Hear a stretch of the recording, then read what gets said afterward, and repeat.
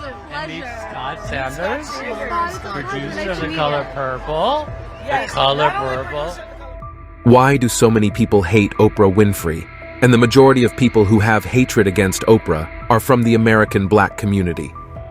Before we start talking about why so many people hate this woman, let's talk a little about her life. In the heartland of Mississippi, nestled amidst cotton fields and humble beginnings, a young girl named Oprah Gayle Winfrey was born on January 29, 1954. Her life would forever be etched in the annals of history as she rose from obscurity to become one of the most influential figures of our time.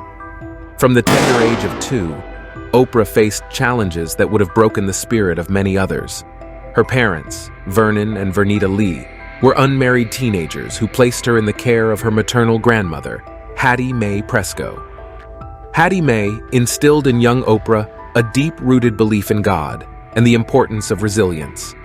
At the age of 6, Oprah moved to Milwaukee to live with her mother, who worked as a maid and housekeeper. Her mother's relentless determination and unwavering love left an enduring imprint on Oprah's character. Despite living in poverty, Oprah excelled in school and found solace in music and public speaking. At the age of 14, Oprah entered a local beauty contest and won. This unexpected triumph propelled her into the world of public speaking and television. She enrolled in Tennessee State University and began hosting a local talk show called People Are Talking. Oprah's natural charisma and ability to connect with her audience quickly garnered attention. In 1976, Oprah secured a coveted role as a news anchor at Nashville's WLAC-TV. Her infectious enthusiasm and authentic reporting style captivated viewers. However, the racially charged atmosphere in the newsroom left Oprah feeling stifled and disillusioned.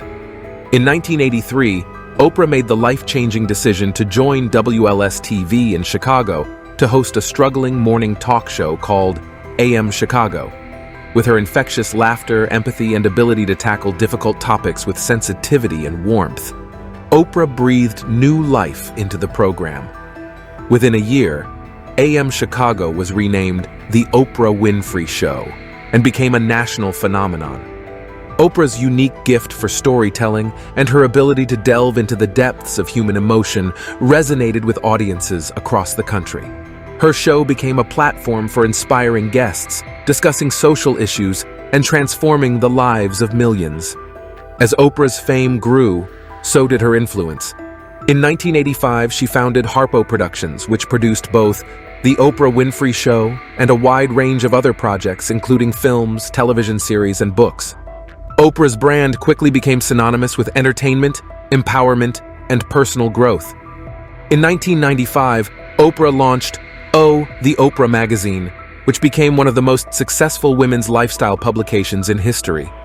She also established the Oprah Winfrey Charitable Foundation, dedicated to supporting education, poverty alleviation, and empowering women. As time goes by, Oprah's popularity grows, and more people get to know her, saying that Oprah becomes arrogant and contemptuous. Many people who know Oprah often speak badly of her as a very mean woman, and she's not the only person who says that. There are many people who say Oprah is very mean. And we won't forget the problem Oprah had with Cindy Crawford in 1986. Cindy was 20 when Oprah put her in a situation where she felt humiliated. The whole internet is divided over fashion icon Cindy Crawford's comments to Oprah Winfrey in the new Apple TV Plus documentary series, The Supermodels. The series follows the rise to fame and friendship of models Crawford, Linda Evangelista, Naomi Campbell, and Christy Turlington. In the first episode, Crawford criticized Winfrey for forcing her to stand up to show her body during her first talk show appearance in 1986, when she was just 20. Crawford appeared on The Oprah Winfrey Show alongside her then-model agent, John Casablancas. She described feeling like an object, or a child who was there to be seen and not heard, as Casablancas spoke for her in a clip broadcast on the Supermodels. Crawford also criticized Winfrey for objectifying her by making her stand up and show her body as if to say, "Show us why you're worthy of being here." Many Black American men have problems with Oprah Winfrey, especially Black American rappers. Oprah is seen as a person who divides the Black community in the United States, giving bad advice to black women, and this will not help them. According to the black community, Oprah works for the rich white people in the United States. Ice Cube alleged that Oprah Winfrey and The View had excluded him from their programs because of his political views. Appearing on Tucker Carlson's Twitter show, the mogul recounted his unsuccessful attempts to appear on both programs, attributing his omission to his political stance. "I asked to be on The View, but they turned me down," Cube Carlson informed. "Some of the hosts strongly disagreed with my point of view, according to the producers. It's possible they pandered to the hosts' preferences to avoid giving me the opportunity to express my position. I had been on the show before, but it seems that my independent thinking since then has made me not align myself with their political ideology." Right-wing extremism and whataboutism. But I've been shut out. You know, some platforms will not have me on. Why? They don't like that I'm, an independent thinker. I'm not part of the herd. I'm not part of the go along to get along gang, so to speak. So, I'm an outsider. The 54-year-old also mentioned Oprah Winfrey as someone who didn't always welcome him, citing previous instances where he felt neglected by the billionaire. "Oprah excluded me," he declared. "I don't understand why she has a perceived aversion to having me on her platform. I did not receive an invitation to participate in a discussion with the cast of Oprah's show for my film Barbershop," he added. "What's more, she featured the entire cast of my controversial black-white TV show, but not me. I'm not sure of the reasoning behind these decisions. It's something I'd like to clarify."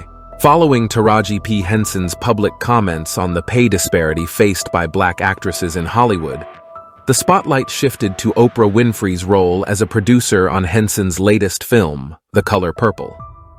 Notably, the focus on Winfrey's involvement conveniently overlooked the studio behind the project, which ultimately controls the budget. Despite both Henson and Winfrey denying any animosity between them, the Empire star is determined to avoid pitting them against each other, especially not at the expense of a film that holds significant importance for both. "I hope they can refocus on this film, as it currently feels like my previous comments are overshadowing this powerful movie," Henson said in an interview with NBC's Today. "And that's unfair to me or anyone involved in the film," she continued, "because the film explores the struggles of women living in an oppressive system, including men and women. The characters in the film, except for the white characters, are all part of this narrative. The movie is about healing and sisterhood. This rewritten text maintains the original meaning and tone of the original text while using different wording and sentence structures. Many people like Monique and 50 Cent have said that Oprah takes advantage of many black people to make money." Oprah Winfrey and The Rock asked for working-class money to help Maui residents. Following the devastating wildfires in Maui that claimed 115 lives, Oprah Winfrey and Dwayne "The Rock" Johnson launched the People's Fund of Maui to support the recovery efforts. However, social media users criticized Winfrey, a Maui landowner, for her perceived lack of concern for the island's residents. One user posted a video on Instagram on September 7th saying, "You're so concerned about what's happening in Maui that you somehow managed to hire a private firefighting team to protect your land before the fire started." This post was flagged by Meta as part of its efforts to combat false news and misinformation on its platforms. A spokesperson for Winfrey denied the claim, stating that it was not true. Winfrey has lived part-time in Maui for over 15 years and owns significant land holdings on the island, including approximately 870 acres of agricultural land in the Kula region, which she purchased for $6.6 million in December 2022 and February 2023. She also owns land in Maui's Halakala Ranch and Hana. The wildfires affected areas including Lahaina, Pulehu Kihai, Kula, and Olinda. Verify, a fact-checking site, reported that Maui County Council records show Winfrey owns property on Thompson Road in Kula, several miles away from the fires. Halikala and Hana were not affected by the fires. We did not find any government records or news reports to support the claim that Winfrey hired a private firefighting team to protect her properties. Many people on the internet have reacted with many comments, and some are angry because life is hard for them. And these two people like Oprah and The Rock earn a lot of money.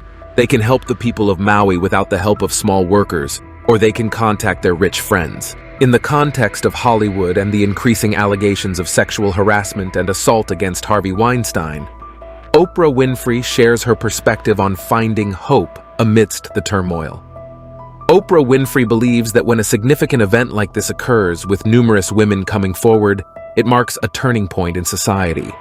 She expressed her belief that this situation is causing a lot of previously suppressed pain, anger, guilt, and suffering to resurface in many women. Winfrey made these comments on CBS This Morning on Wednesday, where she discussed the impact of the Weinstein scandal.